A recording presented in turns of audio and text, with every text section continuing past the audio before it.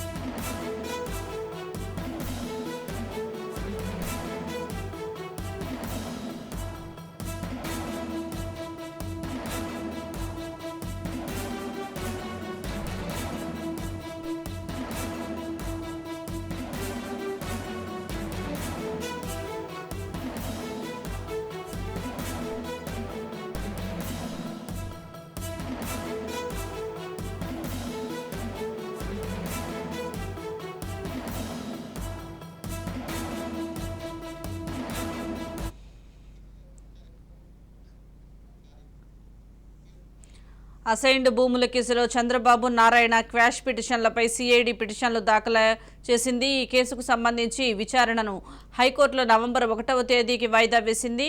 Assigned భూముల కేసులో తీర్పు రిజర్వ్ కేసు విచారణ రీఓపెన్ చేయాలని సిఐడి పిటిషన్లు వేసింది. దీనికి సంబంధించి పూర్తి సమాచారం మా ప్రతినిధి గాలిబ్ అందిస్తారు. గాలిబ్,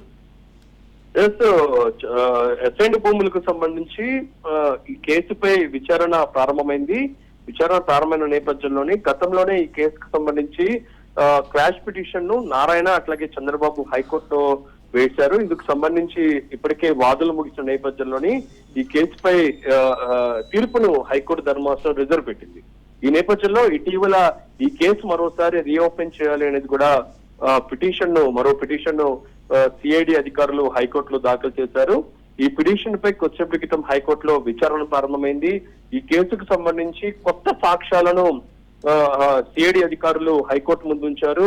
ఇందుకు సంబంధించిన సాక్ష్యాలతో పాటు కొన్ని ఆడియో డాక్యుమెంట్లకు సంబంధించిన ఫైల్స్ ను కూడా రూపంలోని సిఐడి అధికారులు ఇటు కోర్టు ముందు ఉంచిన పరిస్థితి ఉన్న నేపథ్యంలోని ఈ కేసుకు సంబంధించి మరోసారి విచారణ ప్రారంభించాలి, పూర్తి స్థాయి ఆధారాలు ఉన్నాయనే దానిపై కూడా సిఐడి తరఫున న్యాయవాది తన వాదనను హైకోర్టులో ఉంచిన నేపథ్యంలోని ఈ కేసును సంబంధించిన విచారణను ఈ నెల 1వ తారీఖు వాయిదా వేస్తూ హైకోర్టు ధర్మాసనం ఆదేశాలు జారీ చేసింది.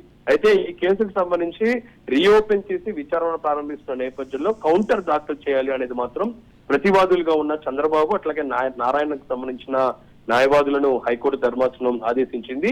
ఈ లోపలే ప్రతివాదులుగా ఉన్న ఇటు చంద్రబాబు నారాయణకి సంబంధించిన న్యాయవాదులు హైకోర్టులోని కౌంటర్ దాఖలు చేయబోతున్నారు. ఓవరాల్ గా చేసినట్టయితే అసైన్డ్ భూములకు సంబంధించిన వ్యవహారం చాలా కీలకంగా మారింది. వైసీపీ ప్రభుత్వం వచ్చిన తర్వాత ఈ కేసు మీద పూర్తిగా దృష్టి సారించింది. గతంలోని అసైన్డ్ భూములు ఉన్న వాళ్ళని బెదిరించి తమ అన్వాయులు తమ సంబంధించిన టీడీపీ నేతలకు సంబంధించిన వారికి భూములు బదలాయించారు అనేది మాత్రం ప్రధానంగా ఆరోపిస్తూ మంగళగిరి ఎమ్మెల్యే ఆర్కే సిఐడికి ఫిర్యాదు చేశారు. సిఐడికి ఫిర్యాదు చేసిన నేపథ్యంలో అప్పట్లోని నారాయణ అట్లాగే చంద్రబాబుపై A1 A2గా సిఐడి కేసు నమోదు చేసింది. ఈ కేసు మొత్తం పూర్తిగా నిలుపుదల చేయాలి అనే దానిపై కూడా క్వాష్ పిటిషన్ ను హైకోర్టు ధర్మాసనంలోని చంద్రబాబు అట్లాగే నారాయణకు సంబంధించిన న్యాయవాదుల నేపథ్యంలో ఇందుకు సంబంధించిన క్వాష్ పిటిషన్ పై ఇప్పటికే విచారణ ముగిసింది. అయితే తీర్పును రిజర్వ్ చేసింది. అయితే ఇటీవల కాలంలోని సిఐడి అధికారుల విచారణలోని కొత్త అంశాలు రావటం, కొత్త సాక్ష్యాలు, దానికి సంబంధించిన ఆధారాలు కూడా సేకరించిన నేపథ్యంలోని మరోసారి ఈ కేసును రీఓపెన్ చేయాలనేది కూడా సిఐడి మొన్న హైకోర్టును ఆశ్రయించిన నేపథ్యంలో సిఐడి మరోసారి రీఓపెన్ చేయాలని కూడా పిటిషన్ పై ఈరోజు వాదనలు ప్రారంభమైన నేపథ్యంలోని ఈ వాదనలకు సంబంధించిన విచారణను ఈ నెల నవంబర్ 1వ తారీఖు వాయిదా వేసిన పరిస్థితి ఉంది. కౌంటర్ దాఖలు చేయాలనేది కూడా ప్రతివాదులుగా ఉన్న చంద్రబాబు అట్లాగే నారాయణ న్యాయవాదులు కూడా హైకోర్టు ధర్మాసనం ఆదేశాలు జారీ చేసింది. Right, thank you Ghalib.